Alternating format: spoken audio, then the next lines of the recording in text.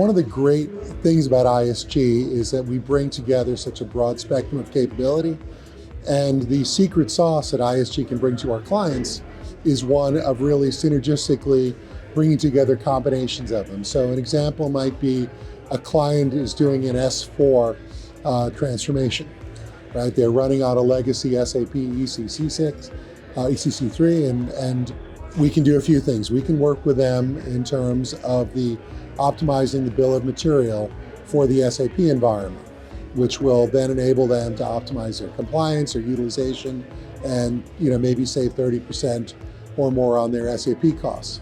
At the same, and you have to do that early on in the process. Secondly, we can help them to validate the true estimate of what it's going to cost.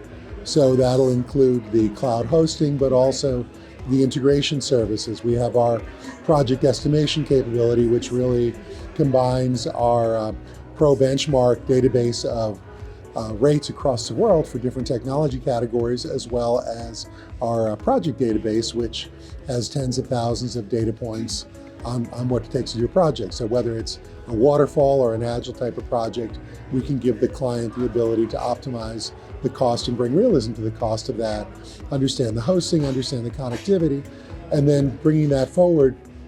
A big part of that being adopted in a client is strong OCM capabilities. So that includes as an element of training, it includes getting the right messaging out, so the adoption and the value of that SAP capability is brought forward more quickly. And then we bring in also a strategic value realization office, which really says, what was the original business case for this? How are we actually managing to that? And how do we keep things on the guardrail? So it's bringing across a whole spectrum of services. And I almost forgot to mention, of course, you need to support that environment on an ongoing basis. So it's application management sourcing that goes on. So ISG can bring our benchmarking, our bill of material optimization, change management, project estimation, classic sourcing, and value realization all to the same type of thing, which can drive a lot of savings to the client. We have a lot of other examples that are more tactical. So, from a blocking and tackling standpoint, within our GovernX unit, we simply do things like invoice forensics. On the network side, we do network audit, which basically determines what lines are in use and which lines aren't that the client's being charged for, and how do you reduce the amount of circuits you're billing for.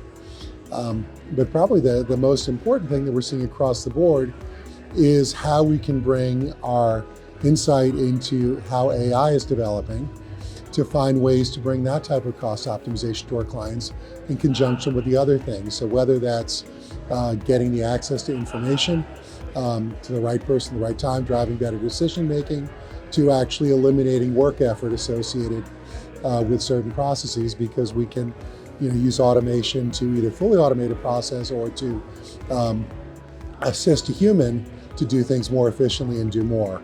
All of these things drive a lot of significant savings. And even during this event that's going on, you can hear behind me the numbers of we're